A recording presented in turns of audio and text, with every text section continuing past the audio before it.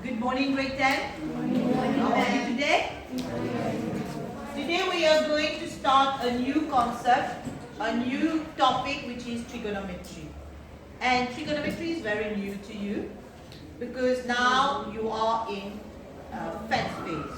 And it is part of your curriculum because now we are going to learn about, firstly, why trigonometry. You are going to learn about the trigonometric functions and how is it applicable. It is applicable when we are talking about angles. Trigonometric function, we are going to look at three different things. Firstly, we are going to look at what we call the trigonometric ratios. Very important, when we talk about ratios now, you will be introduced to what we call the sine theta, the cos theta, and the tan theta.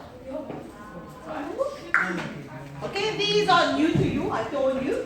Now you will be introduced to these three concepts, which is called trigonometric ratios. Alright? Now when we move to the second part. Now you must start over.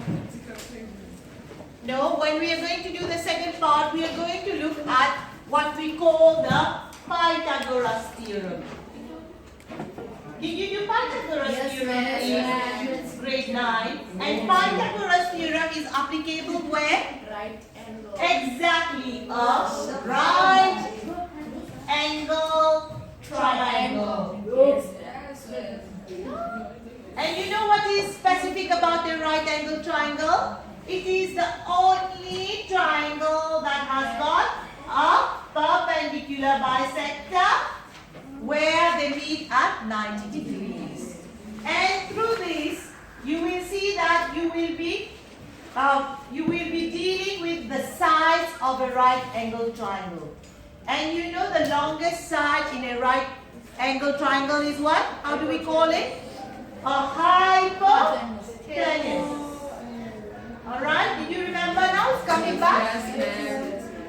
And you have got, so always opposite that 90 degrees is your hypotenuse. Alright? This is very important because trig is always oriented when it always rotates around a right angle triangle. Alright? And here you will have a certain value as angle given to you in the triangle. Is it fine?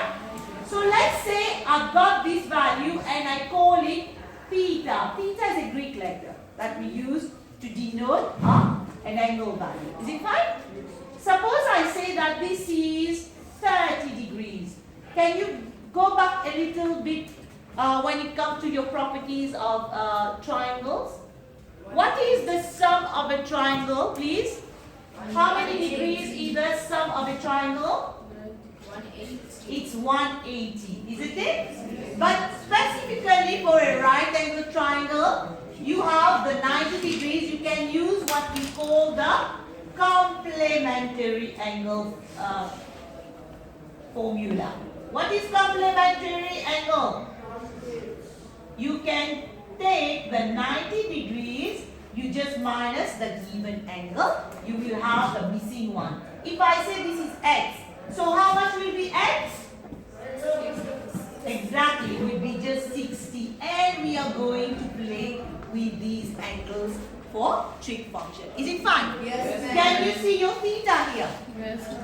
You are now just going to learn about these ones. And on your calculators, have you ever seen the signs? Yes. The sine, the cos, the tan.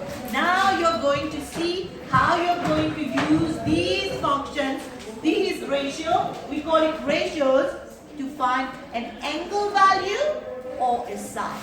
Is it fine? Yes, ma'am. Now, the next thing that you're going to deal in a trigonometric function is very important. You are going to learn about what we call a cast diagram. Okay?